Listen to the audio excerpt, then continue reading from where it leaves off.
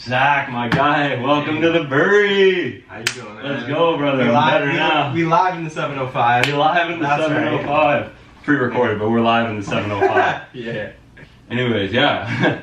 I want to give a couple quick shout-outs before we start. One is to UG Dynasty for being on last week. Shout out to him. Check out his videos. His link for his channel will be in the description.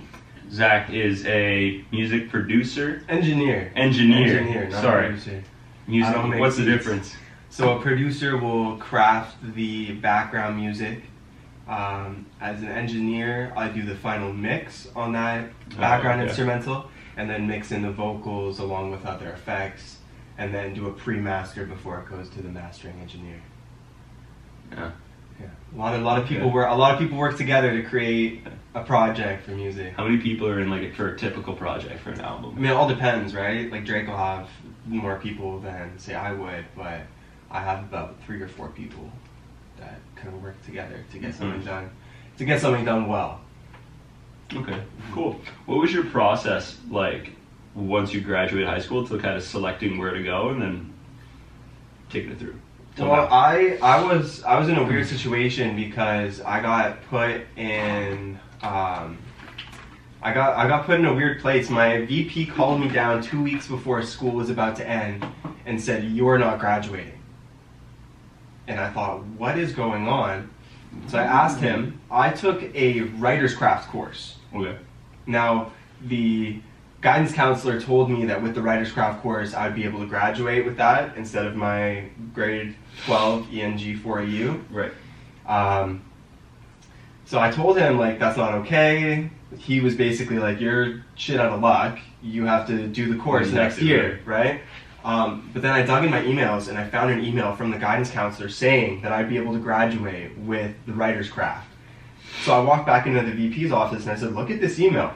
He told me it was okay. I'm going to go to the news or something if you, don't let this, don't reprimand this. So what his solution was for me to do the ISU, culminative assignment for the grade 12 English credit in half the time that the rest of the class had, and my grade on that assignment would be my grade in grade 12 University English.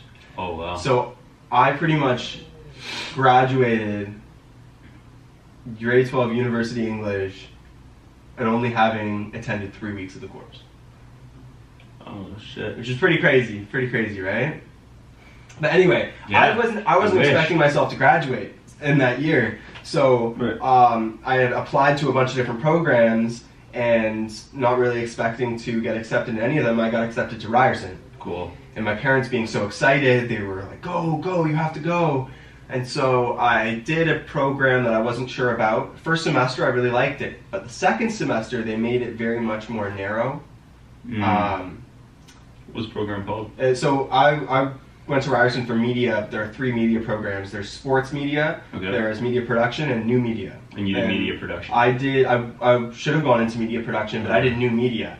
And the way they advertised it made it seem like it'd be like media production with a few extra, like a coding course here. Oh, cool. And, I thought that'd be great. I could diversify myself a little bit. So first semester, all 3 streams were in the same classes, and it seemed really great. But second semester showed up, and it was all coding.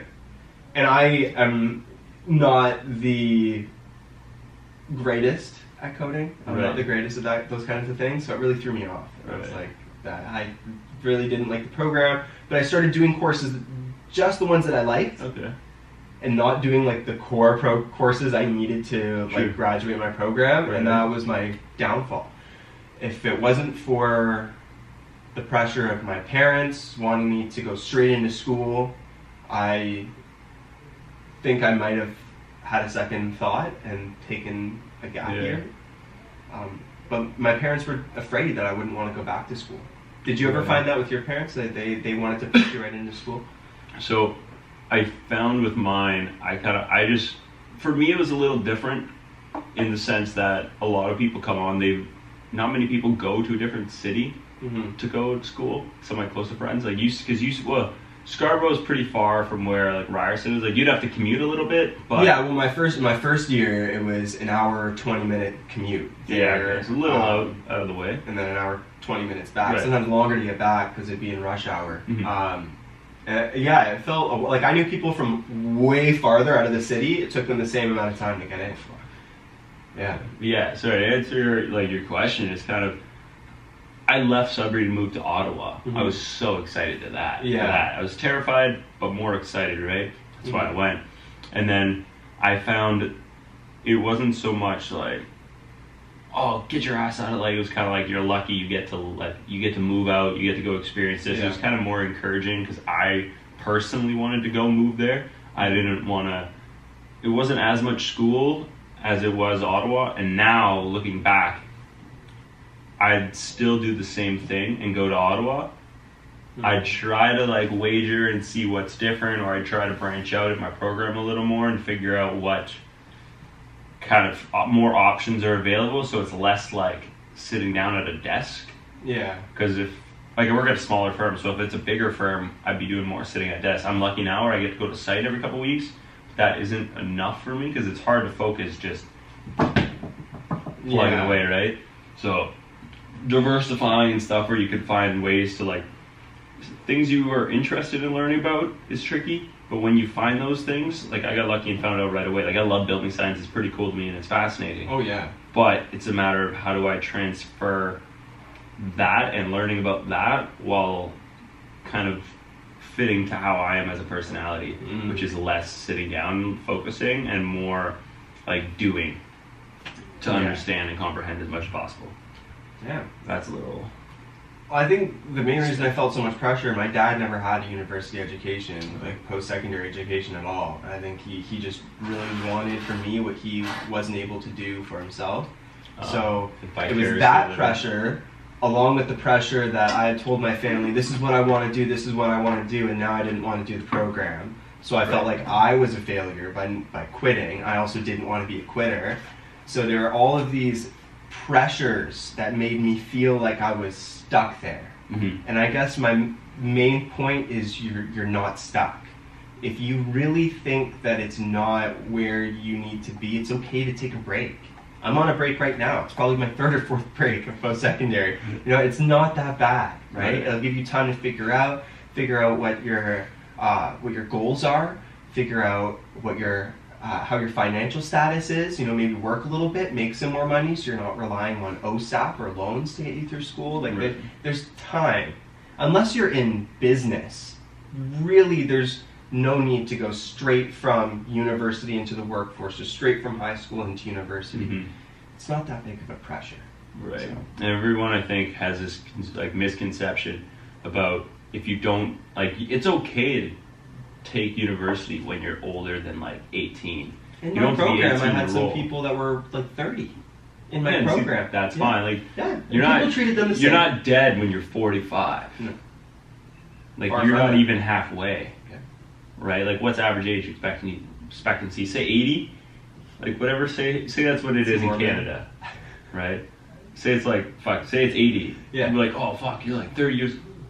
You ain't even halfway. Yeah. And 30 is a good amount of time. Oh yeah. I'm not saying 30 is old, but it's a good amount of time. But everybody, I so many of my friends were I have to have my shit together by the time I'm 25. I want a condo downtown, and man, you don't. Nah. You take your time. Just you do your thing.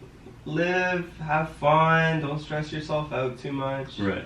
No, you touched on your goals. Yeah. Have you come to realize more of what yours are as you move forward? Yeah, absolutely. I mean, I realized that I am the type of person that likes to move around a lot, so I need to adopt a career that allows me to move.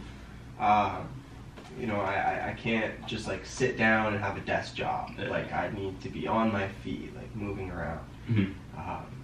I wanted to be a video editor when I was younger. When I went into university, I thought that's what I was going to do. Right. And now I realized I could never sit on my ass for 6 hours and edit a video. Videos, yeah. No, could never do that. I could film it. Couldn't edit it. Right. Right?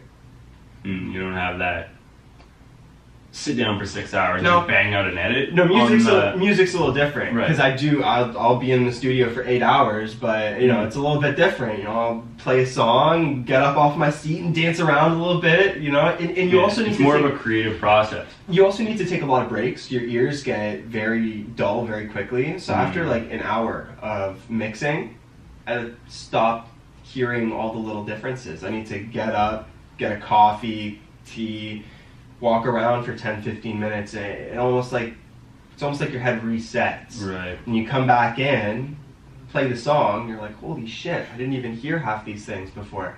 So very often what will happen to me is I get so in the zone and I'll mix and mix and mix. And I'll go to bed and I'll wake up the next day, open up the project file and be like, what the fuck did I do? This sounds like shit. And it's because my ears get tired and I just start mixing to what I think I'm hearing and that's not actually accurate. Do you think that's where writer's block / like I personally think like creative blocks happen? Yeah. Where it's because like, oh, you're so focused on writing the task, or like in this case, like you're so focused on the project, and then your brain just gets accustomed to hearing the same things over and over and over and over. And that's so where you can't meditation can be very useful as well, because meditation is, you know, about centering your mind, and your mind will try to wander here and there, and it'll block your path of being focused. But being able to bring your mind back to center, back to focus, it helps so much. And even giving your brain like a 3-minute break from the task at hand, can really accomplish a lot. Now, do you meditate? I don't take it super serious. I'm not super spiritual about it. However, I find it very useful and very helpful. I have a problem with anxiety and panic attacks. Whenever I feel myself getting too anxious, I'll try to find a spot where I can stop and meditate. And it takes like 3-4 minutes. Right. And what do you do for those 3-4 minutes? It depends where you are. My favorite thing to do is when it's a little bit colder outside. I like to focus on my breath, but actually seeing my breath. In the air, I love that. But when I can't do that, you just close your eyes and focus. First, get comfortable. Close your eyes and focus on the feeling of your breath. Do a body scan from the bottom back up to the top, and just being able to take that break recenters me. You know, my anxiety comes from my mind racing and going in a loop. Oh my God, what if this happens? I need to work on this because I need to get better for that. And it just keeps going and going and going. So being able to stop and really take my mind off those distractions, focus on my breathing, helps a lot. And so I do it when I'm anxious, and I also do it when I feel weird. Some days, I don't know if you ever wake up and you're just like, you don't feel yourself. It's not that you're tired, you had a good sleep, you've been eating well, you don't know what's wrong, you just feel off. Yeah. Recenters me. Makes me feel normal, like me again, myself, right? I hate not feeling like myself. So it's a useful tool. And for all the people that want to be spiritual with it, by all means, be spiritual with it. Like peace and love, like harmony, bro. That's funny. But yeah, like, you know, I enjoy it, and I would to anyone who is experiencing, you know, a mild amount of anxiety, or I'd recommend it for everybody. Like, I mean, there seems to be kind of stigma to it because everybody thinks it's all like hippie-like and all like you have to be all spiritual. No, it's just a break. Tattoos, braided hair. Yeah, just give your mind a break. Piercings everywhere. No, have a break. Yeah, if you meditate. Don't have a Kit Kat. Don't have a Kit Kat. That's a Kit Kat plug. Throw it in. But man, I don't find. I mean, my mom being a college professor right now, I think she's mentioning to me often that there's a lot of students with anxiety issues, and I'm like, yo, I can't come in, I'm anxious. Hey, to what extent, though, in my opinion, though, dude, what extent is it where it's almost like now you're just like you throwing that around? I'm sure people do, but think about the previous generation, how many people were impacted with depression, right? And now it's anxiety. It's changed, right? I think it's because people have a new perspective on these mental illnesses and how to go about trying to help.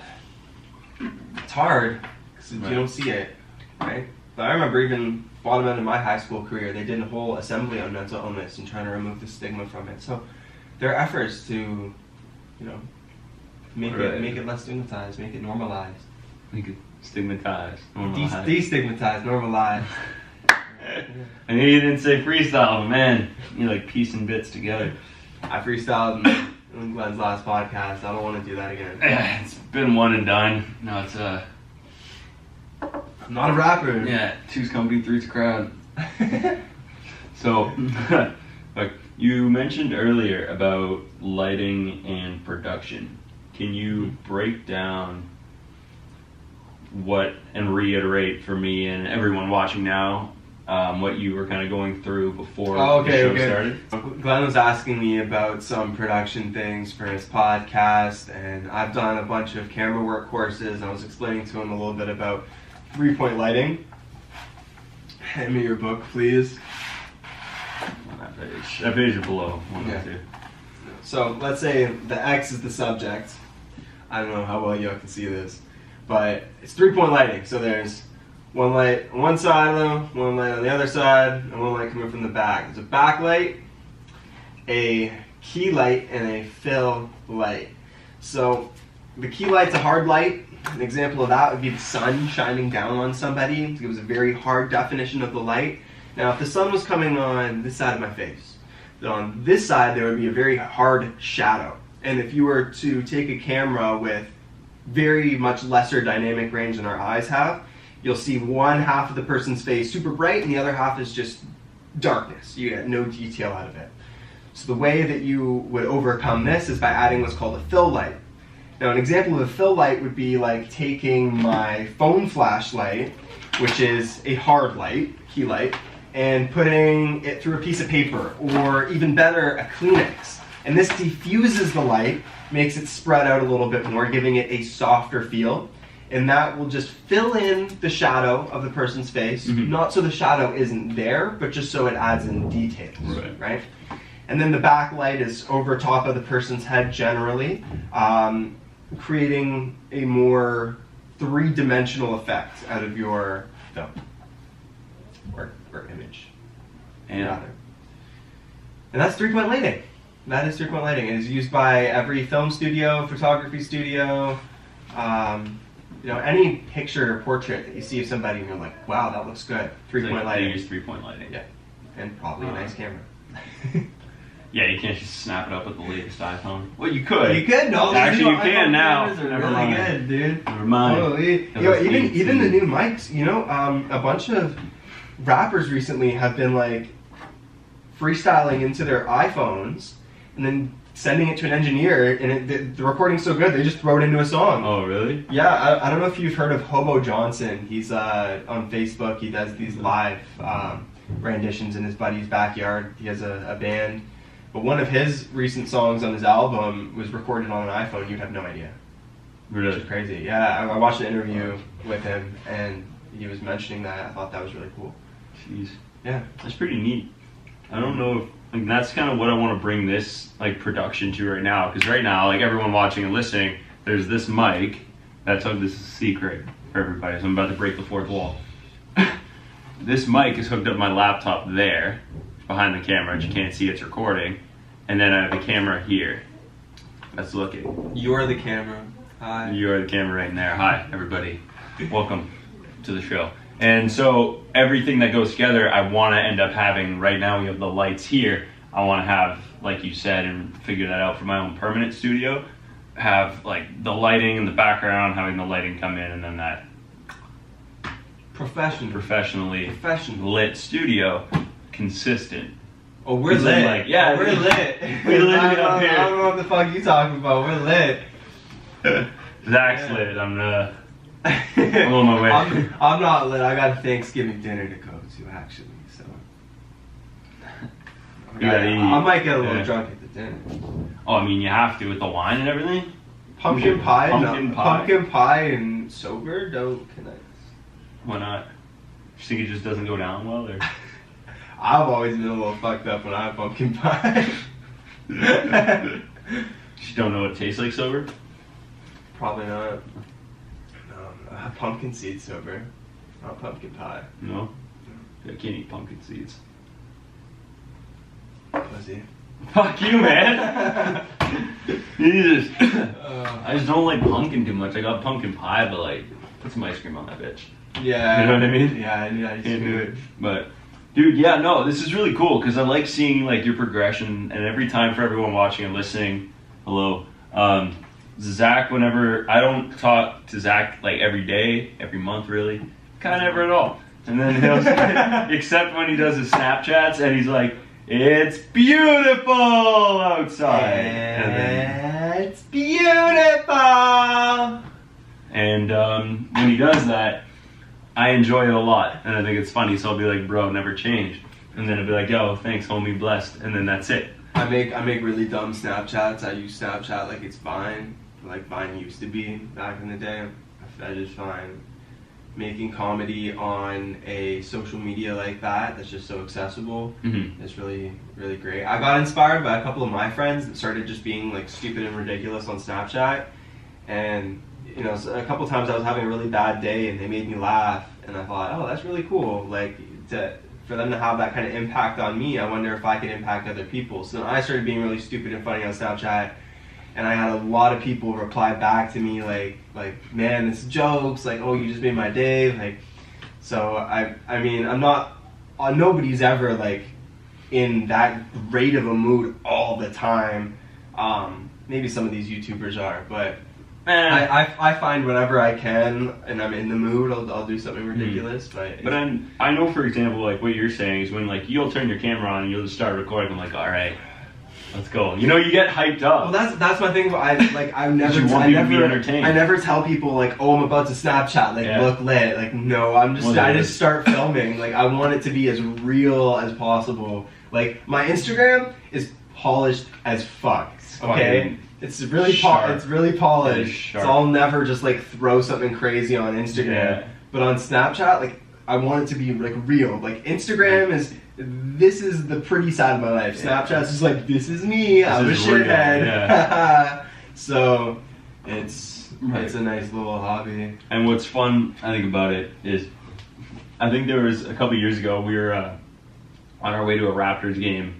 And I stayed at your house for a couple nights. Thanks again, buddy. Shout out to you and your mom. Anytime. And I stayed in Scarborough, and we were kicking it with all your buddies. And every time you would Snapchat, I showed that fucking no look on my face. Oh yeah, yeah. You remember that? Yeah. Fucking.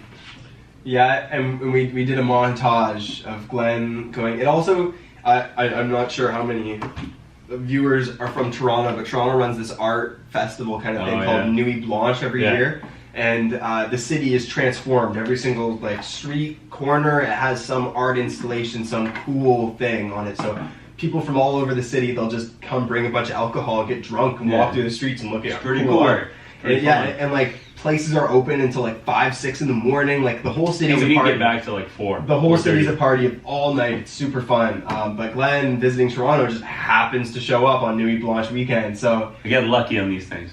Yeah. So we were going exploring all these art exhibits, and Glenn just kept. It's like 6 of your black friends, and then you and me. It was awesome. Yes. They're lovely. The type of guys who like they all have a different handshake with each other. Yeah, they did. It's the best. You're right. That's how you know they're like. You're right. Yeah. That was a long time ago, man. Fuck, it's good. Yeah, it's a few years, eh? Yeah. At the same time as no, that was a different time, because I was thinking about the time that we fucking it was me, you, Cole, you and I at Jurassic Park, but that was years after. So that's all good. That's not its own thing. That's its own thing. Yeah. The Raptors are still conference champions. Let me just put that out there. The Raptors are still winners. We have not gotten into the next season yet. The Raptors still hold the ring. Kawhi, bring the chip to the city. World champion in basketball. That was the greatest video I've ever seen. That was the night they won. I will remember for the rest of my life. That was insane. I've never ever seen the city like that, and I don't think I will until like the Leafs win. Yeah, dude, which if the Leafs win, imagine the riot. No, the Raptors will still be bigger. Think so? Yeah. Yeah. Why do you say that? Because Drake's like. I don't know that many. many young people that watch like the Leafs that are diehard regularly, Leafs, yeah. that are diehard Leafs fans. I know some people that watch hockey or diehard hockey fans, but not Leafs fans. So that's why I know a lot of people that are diehard Raptors fans. Yeah. Like. But I'm looking for a reason to riot. I don't know. Yeah. Yeah. Like if Leafs win, you riot. Yeah, it'll be big. If the Leafs win, it'll be an actual riot because you're gonna get all the crazy white people coming out fucking shit up. Yeah, it's pissed off. You know what I mean? Yeah. Raptors. The Raptors won. It was a celebration. Leafs win. It's gonna be a riot. Good violent riot or bad violent riot. You're gonna get all the hick white people that actually live in the city coming out, and that's scary. When all of them come out in the city. Who the fuck knows, man? Jeez. Yo, someone got shot at the Raptors celebration, eh? I witnessed it. What do you mean It was fucked up. So should you be saying this on the? Yeah, that's fine. That's fine. That's fine, dude. Cool. It was scary. It was a rough experience. So I was at Nathan Phillips Square. It was the big celebration. Like all the Raptors came out, like, talked and whatnot, right? Yeah. So I was with my buddy and his girlfriend, and we went up on a platform.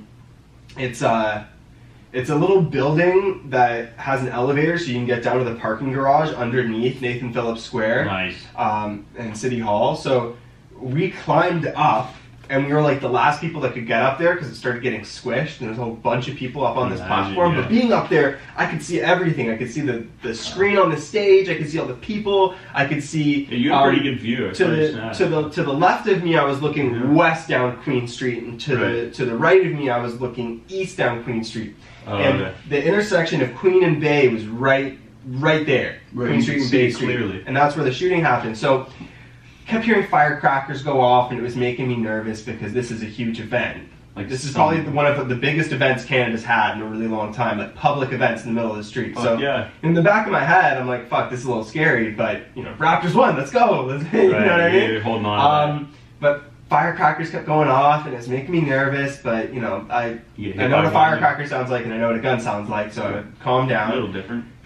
And then I look over for a second because I thought I heard some yelling, and I heard a pop, pop, pop, and then a wave of people trampling others, like pushing people to the ground. I saw one lady drop. Apparently she was the one that got shot. So I'm there with my buddy and his girlfriend, and my buddy, like, he's with the shits. Like, he was like ducking, like ready to like he was like ready to duck and cover. I hit the ground, but his girlfriend's just like standing, like, what's going on? We're like, Natasha, get down. So we're all freaking out. People are panicking, jumping off this building, like hurting themselves because they are like trying to jump off to get to safety. Right. It was a mass panic. It was insane. So we had to try to get his girlfriend off the platform without hurting her. I ended up just throwing her off. She's fine. Natasha's okay. She broke a nail. I'm sorry, Natasha. I'm sorry. That's sorry. An $800 nail. No, it probably was. It's an $800 manicure. She will not get back. Natasha's a bougie lady, but she is. So God, yeah. I mean, I thought she was gonna like. I thought she was gonna like hold on to the side and like turn her body around. So I was like helping her down, but she didn't know to turn her body. So by helping her, I just essentially pushed her. I'm sorry, Natasha. You pushed a female woman. I thought she had her grip. She didn't know what tower. she was doing. And yeah, I did. A female woman. Female. Yes, bud. Natasha. So, I'm sorry, Natasha, but it had to be done. We had to get you to safety. So anyway, she for the good, for the greater good. She fell off, and then I jumped down, and I like almost broke my glasses. My hat flew off because it was steep, or it was tall. And so they're like, yo, let's go through the Eaton Center because Natasha's place is like through the Eaton Center around the corner. I thought that's the stupidest place for us to go right now. We're not going to walk in the firing squad. No, apparently SWAT was running through there too, so we were glad that we didn't go there. We went north and around. And again, like we would have to go through Yonge and Dundas Square to get to Natasha's. Because that's where we were all hanging out. Right. And There's your home And, base. and so they're like, okay, let's cut through Yonge and Dundas. I said, no, again, that's like one of the stupidest places we can cut through. A shooting happened at Yonge and Dundas right when we would have been going through it. I found out later. Yeah.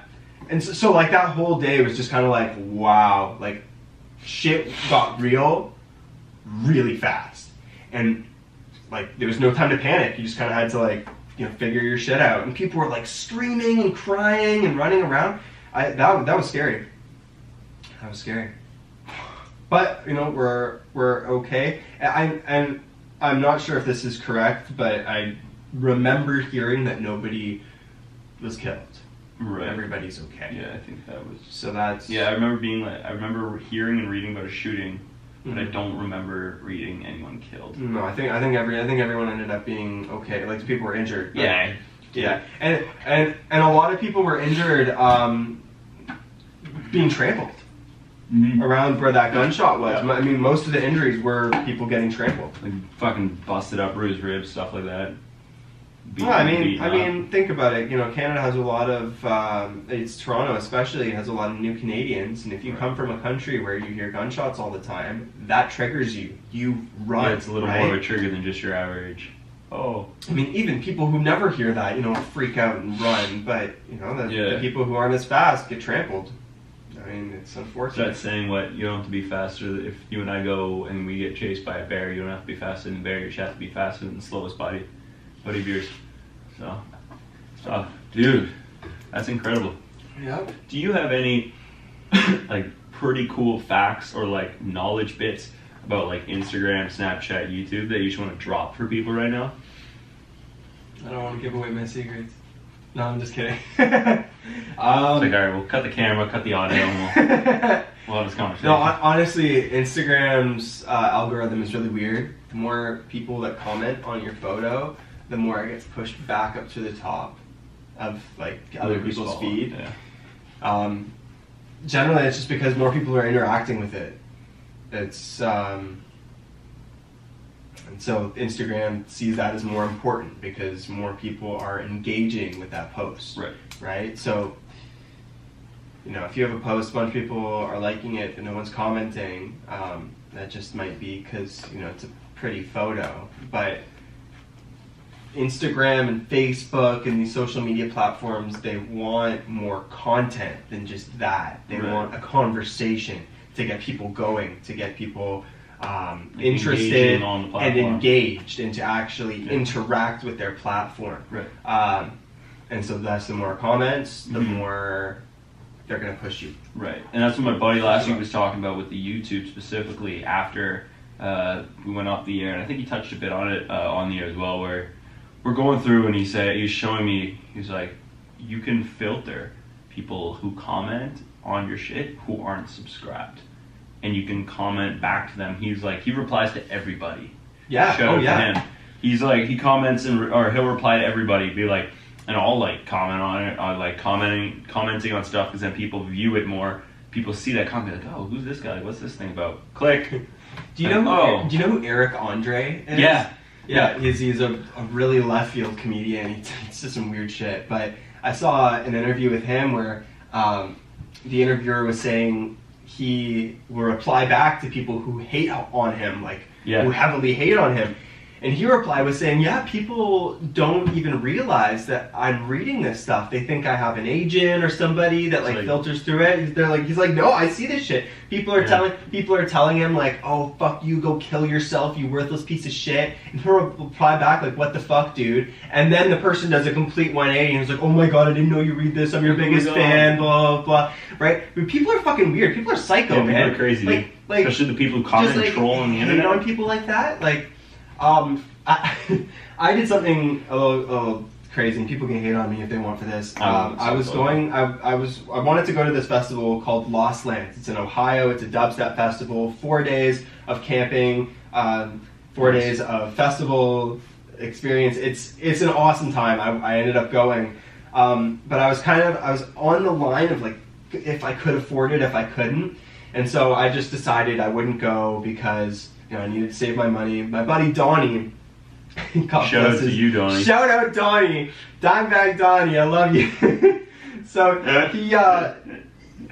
he just kept like pushing me. He was like, "Nah, buddy, please come. Like, you gotta come." And eventually he goes, "Man, if you like really need the money, start a GoFundMe, ha ha ha," like as a joke. Oh no. And I thought, oh, you think it's a joke, do you? I'm gonna start a GoFundMe. So the title was "Help Get a Base Head to Lost Lands," and then I wrote in the comments like, "Oh, like I'm just in between jobs right now, and I'd really love to go to this, and I've been wanting to go for a year." Right, you do have the passion behind it. And I made the cover photo, a photo of me and my grandpa. Oh no. Just because it was the first photo I saw. Oh god. And so I sent it to him and we laughed about it. And then I thought, you know what, it's actually really funny. I should post this on a Facebook group called Toronto Rave Community. And this Facebook group is a great group to like check out all the newest events that are happening around the city. But people also get trolled so fucking hard, and like people will rip other people to shreds for like posting something like this. And I thought, you know what, fuck it, like all my friends are in this Facebook group. They're gonna know who is gonna look at this post and find it so funny. So I just posted it, and when I did, I knew, I was like, okay, prepare yourself, prepare your ego, because you're gonna get ripped to shreds, hated on. Just like, you know what, you're fine. People are just hating. Yo, people got ruthless. Like people it was fresh. Yeah, people started mentioning my grandpa and shit. Oh fuck. Yo, real quick, let's what actually, like, how much money did you raise? So I actually raised like $80. So people got even more angry on the site that I actually raised money. And they're like, who the fuck gave this pathetic kid money? Like, you guys suck. And blah, blah. You're sitting there just chowing on a fucking meatball sub, like, it's a big deal. And I just thought it was so funny because, like, do people not have anything better, like, to do with their time? I love it. It's so funny. Okay, here we go. Dude. I found it. I like that you actually raised money. And there's like 200, 300 comments on this post. Like it blew up, and people got really. What are some of like the worst ones? Like, did you cry at all? Did you prepared for this? No, I've had to prepare for it. So the title is called "Click Here to Support Help a Basehead Get to Lost Lands," and one guy was like, I think he spelled crackhead wrong. It doesn't even start with a B. Oh fuck. Dude, I mean, so it begins, there were some. Oh god, yeah.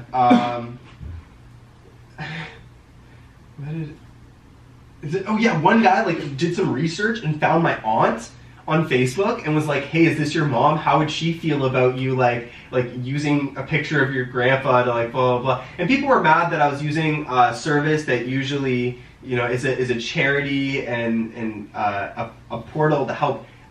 Raising money for actual like causes, volunteering, right? And so people were like really upset, like, how dare you use this service for your like, you know, going to a festival your and own like personal gain. Your own personal gain. It's like, well, you have the choice to donate money. Like, I'm not like forcing it on anybody. Like the photo, I would have fucking donated if I was in that group. You know what I $100 mean? bucks. Like, people are going, get a job, you bum. Like,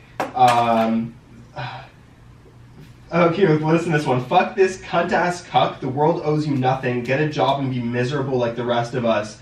I responded with, wow, you should write poetry. You fired back at them too? No, and I responded to most of them. That was the thing. But I responded to every single one positively. Like, people would be like, oh, you absolutely. suck. Like, I hate you. And I'd be like, have a great day. Like, that pissed me so exactly, much right? off. Like, people got... Jesus Christ. I'm going to have to fucking bleep that part out. Yeah, prep me for that. Oh yeah, I'm sorry. I'm giving you more work. Some fucking 16-year-old. Oh, this one I like. She was like, I'm so disappointed this GoFundMe wasn't for the grandpa to go. I would have donated for that. That would have been cool. That's if I got my grandpa. That's a pretty sense of humor comment, though. Yeah, one guy goes, if you were going to a techno festival, I'd fund you 100%, but instead you're about bass, so fuck you. That's like. It's like, I also love techno. GoFundMe for Movement too. Movement's a festival in Detroit. It's a techno festival. What did he say? Or did he just like it, or like he didn't even bother? He just said, "Yeah, that's gonna be a no for me, dog." Like, but it was like a Randy Jackson gif. It's gonna be a no for me, dog. People go get a job, hippie. I like this guy's comment. Lesson on how to use an amazing platform for the shittiest goal. Noted. Oh God. Yeah. God, man. There are some really good comments. Jesus. Someone said, "LMAO, people really have no shame, huh?" I responded with "Lost it all at Veld." And then someone called me a mongoloid. What the fuck's Who a gifted? mongoloid? Which one of you gifted this mongoloid $45? And I responded with 65. Now ended up getting up to like 70 or 85. Nice. See, the reason why I asked is because like I did a GoFundMe for like a volunteer trip to South America. And now that's a much more reasonable goal, right? That's absolutely, why yeah. you use the platform. Yeah. And that's why I was like, if this motherfucker raised more money than me. How much money did you raise? Oh, like $900. Okay, yeah. Yeah, I raised like just shy of $1,000, but I kept only 900 because like a certain amount goes to the platform. Yeah. Right. So. Yeah, I mean, I Shout don't out to think everybody who donated. I don't think it was a shitty thing for me to do, but Dude, if I saw that, you got I an would've opinion, fucking, you I got would an have given you opinion. $50, man. If you wanna, You ended up send going me to the some, festival, eh? If you want, oh yeah, I did. Yeah, if you want to fuck send yeah. me some hate mail, my name's Zach Borne. Shit on me as much as you want. I will mentioned in the laugh. comments how much you hate what I you did. will laugh at your hate. I will laugh at your hate and show my friends, and we're all gonna laugh about it together at how pathetic you are for trying to hate on me. We're laughing right now. Some of that shit's too funny. Jesus. Oh my god, dude. Yeah. Yeah, no, that festival was a crazy experience. If anybody gets a chance to go to a camping festival, do it. The people there are Fire festival? amazing. Not Fire Festival. Would you have gone to Fire Festival? No. No. It was there. I don't want to go to a festival that bougie anyway. I kind of want to get grimy and dirty for a few days. Like that's like the point. Like too high class. Yeah, like that's not. If I'm going to a camping festival, that's what I'm expecting. Like you want to fucking camp. If I want to be bougie, I'll just go to a festival and rent an Airbnb and go there and shower after. Like. Yeah. Like you like that whole app. Like the whole experience. The whole experience of Right. like being there with like a group of your friends, and then also having lots of other groups of friends there, and people like end up meeting each other, and you Yeah. end up like I met some dudes from Kentucky that were fucking hilarious, and I grabbed their numbers. Like I'm probably not Yeah. going to talk to them unless I go to the States, but you know, Right. just getting to know these interesting people from different places, right? I Yeah. don't get to travel that often, so. No, so when you do like it's mostly for music festivals and stuff. Yeah, and it's mostly for music and also to meet new people, gain new perspective, right? Nice. It's new perspective is hard to get when you're stuck in the same place doing the same things. Yeah, and that's why people get stuck in the same routines, in the same spaces, because they don't have that ability to get out and find the new perspective. Try It has to something be new. like an ability to search it, right? Like a lot of people Yeah. don't have that concept of why they need to do it, but I think everybody should, Yeah. like you're saying, for sure. Mm-hmm. Sure. Yeah. Right. Go to a camping festival, do some drugs. Cheers. Yeah, dude, when like back to the lighting and shit and the production and everything, I didn't think when we met that would be something you're fishing towards. I always thought you'd be like the dude that just lives in a canoe. No. You're pretty fucking good at fire building. I am pretty good at building Like fire. probably one of the top 3 people I've ever met. And that's Really? saying a little something. Wow. Wow. Top 5. You know, For sure. the For sure, best top the best fire builder I've ever met is Borne. Yeah, top 5 now. Yeah. Yeah, he's insane. But fire. I like fire. I'm a pyromaniac. I also like fire extinguishers. They're fun. Fuck, dude, they are fun. Dude, I have some videos of you blowing a fire extinguisher. Videos? Well, there was a fall season that I used fire extinguishers a lot. My buddy and I decided to take a break from going to clubs and whatnot, and oh god, you have a video of you doing it too. Yeah, fuck it. Oh my god. Sorry, you're saying. I I'll show you that. What was his name? Oh yeah. My buddy and I decided to take a break from going to the club. We were spending too much money, so we just decided we would, while everybody else, like all of our friends were at the club, we would just walk around downtown and fuck around, try to get on roofs. and like climb up like to the top of roofs and see different cool things. Try to get into like side parties that we didn't know, and it was a cool few weeks. But there was this one building on King Street that we tried to get on the roof of, and we couldn't get on the roof, but we realized the building was under construction, and then left the windows like unlocked, and we could like lift the windows up and climb in. Oh shit. And so we would climb into this construction zone. It was a little sketchy. I almost died once because I almost fell through the floor. But I would take one of their fire extinguishers and bring it back down, and I'd be walking down King Street with this fire extinguisher, and people would be like, yo, what the fuck, that's sick, and give me handshakes. And then I'd go run down a side street and just blow everything out of it, and then run back over to King Street. And as we were walking down the street, people would be like, what's that over there? Look at that big cloud. And I'd be laughing to myself. My buddy would be laughing. Cackling in the side of the street. Oh, just like, cackling, yeah. So that was fun. I think I did that like 3 Fridays in a row. And then they got smart and they locked up all the fire extinguishers. I went back this year, and now it's like an actual like storefront and like an actual building. I walked inside and I like walked to the spot where I almost died. It's like, wow, this is cool. Yeah, I love my city. Oh, I can imagine, dude. So like you're downtown Toronto now, eh? Or close, very very close to downtown. 20-minute commute. I can get to Yonge and Dundas in 20 minutes. Right. From where People I am. who don't know, it's where CN Tower is. Yonge and Dundas is not where the CN Close? Tower is. That's where the East Oh no, Center Yonge is. and That's the middle of the city. I'm not from Toronto. I don't live there. You've been there a couple times. Been there 2 times. Yeah, but every time I go, it's with you. So you That's just right. say, "Meet me at this," and then I'm like, "Dude, am I here?" And then I see you, and I'm like, "I guess I'm here." Yeah. I don't actually get confirmation if where I am is the right spot. Zach just happens to show up. I'm there. Like I was once, hey, we were leaving the weekend concert, right? With my brother's girlfriend at the time and their friend Kelly. Yeah, I remember. Shout out to all of them. We were, like, I didn't even know. I was like, Zach, he's like, what train are you on? And then all of a sudden, streetcar, sorry. He's like, what streetcar are you on? All of a sudden, Zach fucking pops up wearing my fucking red coat that he, like, borrowed for the night to go to a club. He's like, dude, I was getting compliments on it. I was like, It's a nice coat. Yeah, thanks, bro. But yeah, it was pretty funny. A couple of weeks ago. My guy. I Guy. had a friend on, shout out to her, Kate Marshall. Shout out, Kate. I don't know you. You're a gem. Yeah, she worked at Falcone, like, she started the year after. Falcone family. You're even more of a gem. I asked her, I was like, what was it like? Like, I was like, what's your first impression? But also, like, more so, elaborate. What was your, how did you feel? Like, what was your experience working with Glenn like? She didn't want to go too in depth about it, like into terms like the camping, because like a lot of the things that happened at camp, I wouldn't really recommend people to know about. But you're a little different. Oh yeah. So we did that's some, my question. We did some dumb shit at camp. What was your kind of working with Glenn experience? And what was your whole? I mean, one experience, you weren't there for this, but we built the biggest fire I've ever seen in my life. Like the diameter of this fire was 10 meters. Like diameter of the fire was 10. Like it was massive. Up by the gen shed, it was scary. Scary. By the gen shed. I've never seen a fire that big made on purpose since. Wow. Yeah. Oh. I've never seen a fire, an intentional fire that big, ever.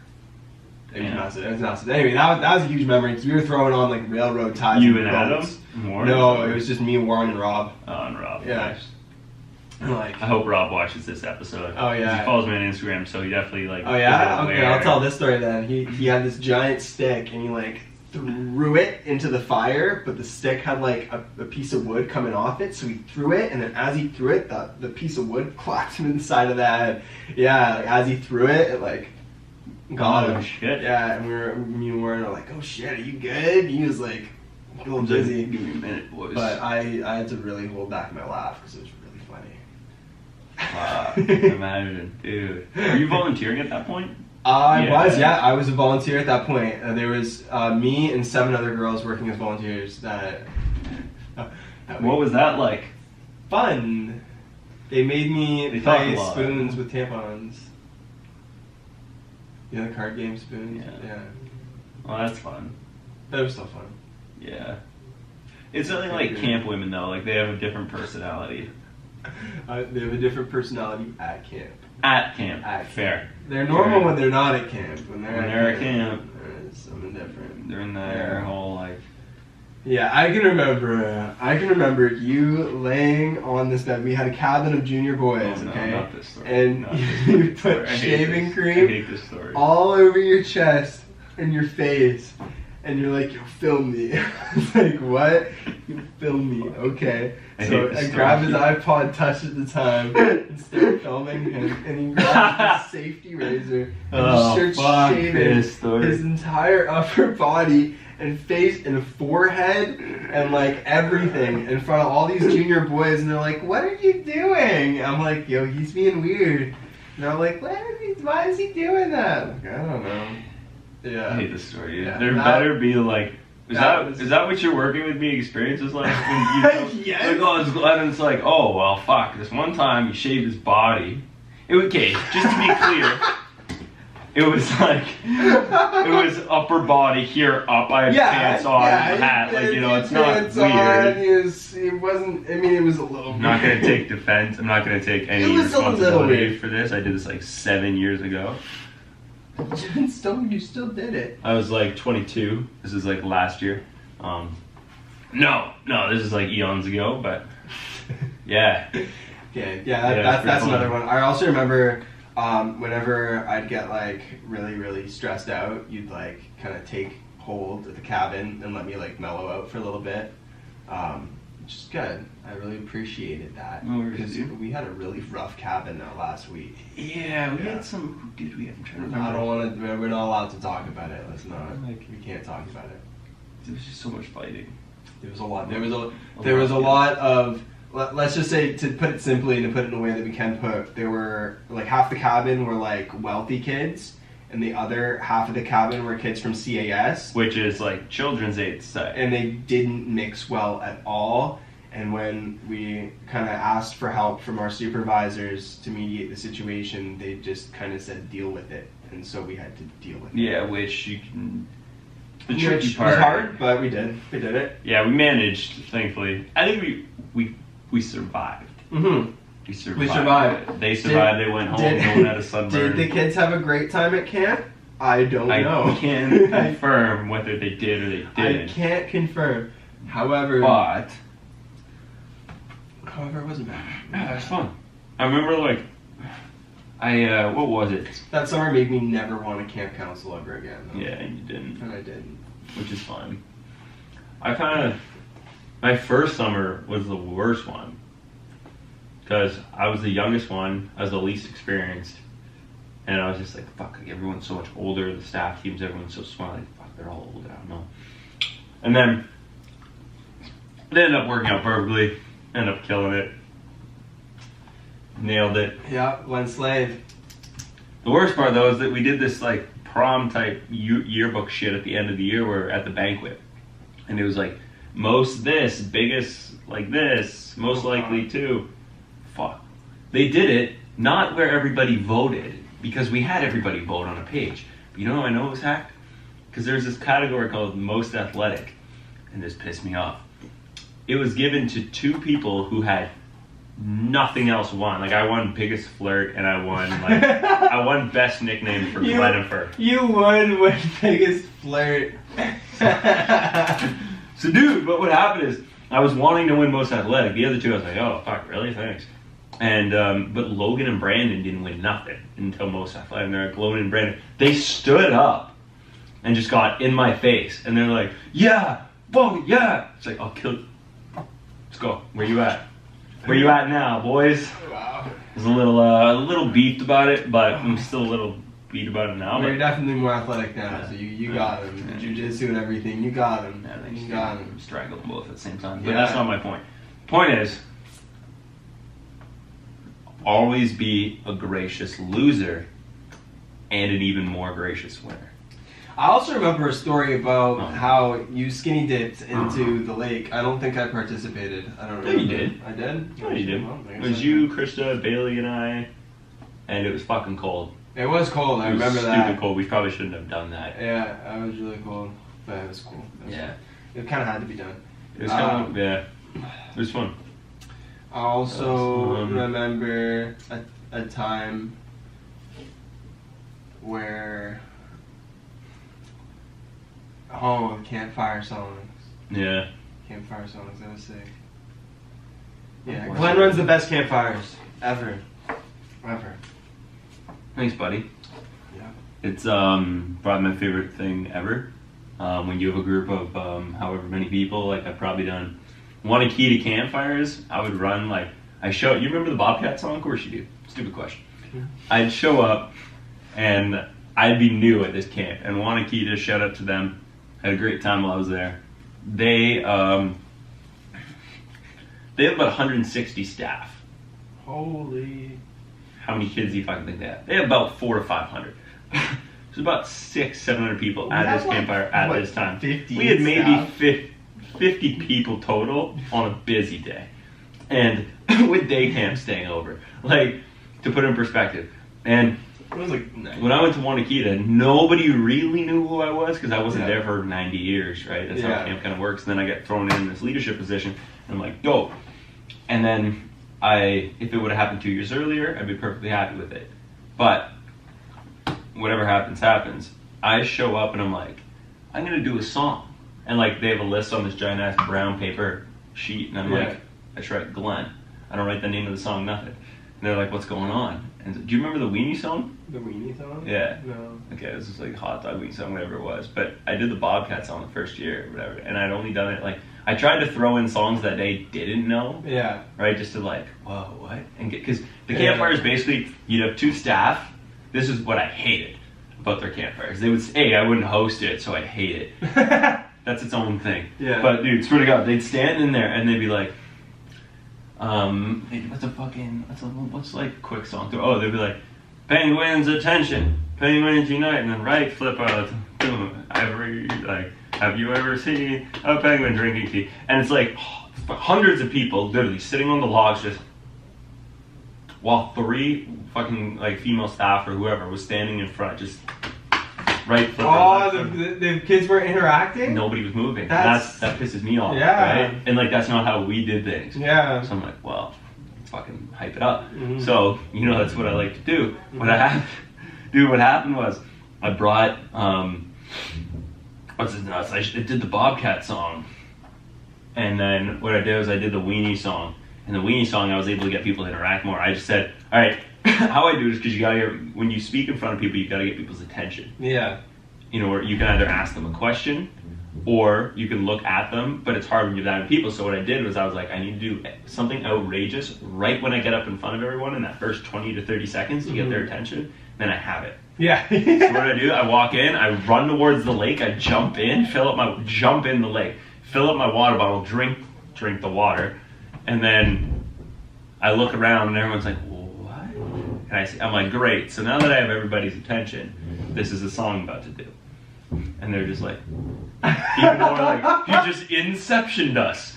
Glenceptioned us. Glenception. And then what happened next, right, is everyone's like, thanks, buddy. They were like, oh, fuck, they want to hear what this motherfucker has to say. So I was like, all right, I need everybody to raise your right hand. But I'm like, great, put it to your side. Cool.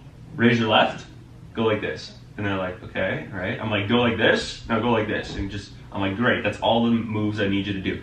Everyone stand up. Everyone stood up, right? And I'd be like, all right, what do we have for lunch today? And they'd be like, lettuce. And I'm like, fucking hate it. And they're like, I'm like, no. And then like, what do we have? And they're like, hot dogs. I'm like, yeah, but what's another word for hot dogs? So I'm like, weenie. And I was like, so this song is called the Weenie song. And I was like, did he just fucking... It's like, no, I'm asking the right questions, right? So and I was like, all right, ready? Everybody stand up. So we're going to say this part together. Or we, what was it? It was repeat after me, and then the like chorus we all sung together. So it goes, how the song goes is like, I know a weenie man, he owns a weenie stand. He sells everything from hot dogs down. One day I'll join his life, I'll be his weenie wife. Hot dog, I love that weenie man. And then we go, weenie, it's fucking silly. I like it. I like it because it's fun. And then it was like, my favorite part of every song is like, second verse, same as the first, a little bit louder, a little bit worse. And I would do that, and I would just like, I'd be fucking marching through the woods, like through the logs at the site, just like looking at kids who are like just fucking in their face, weenie, like yelling. 7-year-old girls like, ah! I'm like, fucking do your weenie dance. And tears. And I'm like, yeah, sweet. Like, that's how it went. How'd they like it? Like, I fucking loved it. Okay, good. Dude, it got to the point where at Wanakita, they do cheers. They do cheer-offs at every meal, right? At every lunch and dinner. They'll, like, seniors, juniors, like, everybody will stand. There's, like, senior trippers, senior, like, trad. There's, however, like, 400 fucking kids, right? You have to break them up. 15 kids for 2 counselors, right? They all stand up and they do their cheers every lunch since after second time I did a song at a campfire. That became a cheer. That is my effect. Campfire! We love campfire! It's probably my, like, I don't know how I felt about when people do that, but I like it when kids start that kind of stuff. But I just felt the staff, like, part of everything like that was, like, it was very staff oriented. Yeah. It was more, hey, staff, we're gonna have fun and hope the kids are entertained. Not, let's include the kids as a part of that entertainment. Yeah. Right? Because kids can fucking do some cool shit. Like, if you're really good at the piano, I ain't really good at the piano. I can hit the key. I don't know what the key is or what it does. It makes the sound. That's as good as I'm gonna get. Some kids are playing Mozart. I'm like, you're 9 years old. Your dad works for Sony. I feel that. I wish I had a little bit more talent with the piano. Yeah. You're really good with guitar though. Thank you. That's for sure. Thank you. But I've lost it a little bit, but I'll get it back. I'm sure you will. Man. Oh. It's been a pretty packed episode. Yeah, lots of different topics. Covered a lot and, like, in depth. That's good. Yeah. Good one here. That's what you like. That's what I like. Depth to the answers. So with this last couple minutes, what are some lessons you've learned from your university post-secondary career and your life overall? Like, if you could sum it up in a couple lessons. Don't say no to drugs. They're expensive. No, I'm kidding. Don't say no to free drugs. They're expensive. You are, but you're not. I've learned that it's okay to step back and reflect. It's more than okay, it's encouraged. And if you ever get the opportunity to just step out of where you are and reflect on not necessarily your decisions, but your how you feel, Mm-hmm. and you can validate how you feel, then you can go back to making that decision. Nice. And I wish somebody had told me that, it's okay to stop and reflect. It's okay to take a little bit of time, especially with school. Right. But that applies for everything in life. Mm-hmm. Nice, dude. Well, I appreciate your time a lot. It's always a pleasure to see you, brother. Pleasure to see you too, Glenn. Take it easy, guys. Thanks again. Click subscribe, like. Let the Borne star know what's good.